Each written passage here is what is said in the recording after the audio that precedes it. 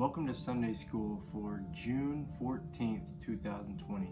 Today our lesson is from Mark chapter 5, verses 21 through 43. So if you have a Bible, go ahead and grab it and join me there in Mark chapter 5, verses 21 through 43.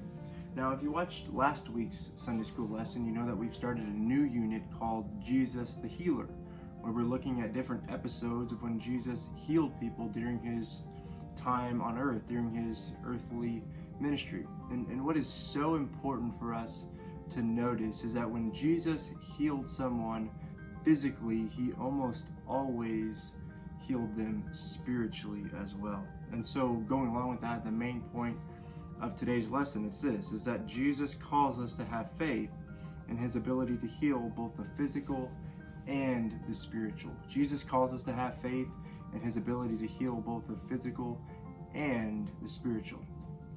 You know, think about it like this. Think about when you were younger and you were learning how to ride a bike.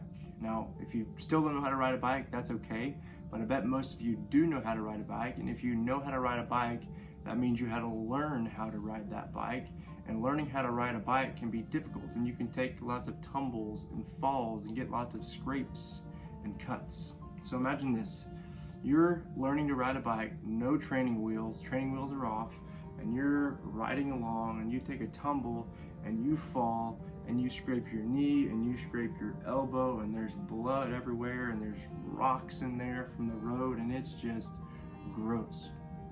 And imagine that whoever's there watching you and helping you learn how to ride this bike, whether it's your mom or your dad or your grandma or your grandpa or your babysitter or whoever it is, they look at you and they see that you fall and they see that you're bleeding, that you're hurt, and they say, "Oh, it's okay. You'll be okay in 2 or 3 days." But they don't take you inside, they don't clean you up, they don't wipe off the blood, they don't bandage you up. They just put you back on your bike and say, "It's okay, you'll be all right in 2 or 3 days," but they leave you there all bloody and hurting. That's the complete opposite of what Jesus does. When he offers healing, he offers spiritual healing and physical healing. And today we're going to see him do that. We're going to see him give physical and spiritual healing to two different people. We got a lot of verses to cover today, Mark 5, 21 through 43, so I'm not going to read them all for you. I'm just going to tell you this story, and then I'll highlight or point out some important verses along the way. So in verse 21 of Mark 5, Jesus gets off this boat, and immediately there's a huge crowd flocking to him because he's become very, very popular. And this man named Jairus, who we're told is a synagogue leader, meaning he's a very important person, he runs up to Jesus for help because his daughter is sick and is about to die. And so Jesus says, "Yes, I'll come. Take me to your house." And as Jesus and Jairus are going to his house, there's this huge crowd that's going along with them. And in verse 30, it says, "At once Jesus realized in himself that power had gone out from him. He turned around in the crowd and said, 'Who touched my robes?'" You know, the funny thing about this question, "Who touched my robes? Who touched me?" is that a lot of people are touching him because they're in this huge crowd. So lots of people are brushing up against Jesus, but Jesus is like, no. I know a lot of people are touching me, but someone touched me in a very special way, and healing power went out from me. And when Jesus asked this question, this lady stands up, this lady who had this problem of bleeding for 12 years, and she said, "It was me." And for 12 years, no doctor and no treatment had been able to heal this lady. But she had faith, she had great faith that if she could just touch part of Jesus' robe, that she could be healed. And guess what? She was. Her faith was incredible. And so in verse 34, Jesus tells her, "Daughter, your faith has made you well. Go in peace and be free from your affliction." Now that phrase, "made you well," Jesus tells her, "Your faith has made you well." It refers to both physical and to spiritual healing. Her physical problem of bleeding had been healed. He said, "Go and be free from your affliction." But she had a greater need. She had a spiritual need. And because she exhibited such great faith, Jesus met her spiritual need as well. Such an incredible story. And we can get so caught up in that story of this lady being healed after 12 years of having trouble that we forget the bigger picture, that this was just kind of a side story. Remember, Jesus is with Jairus on the way to heal his daughter who is dying.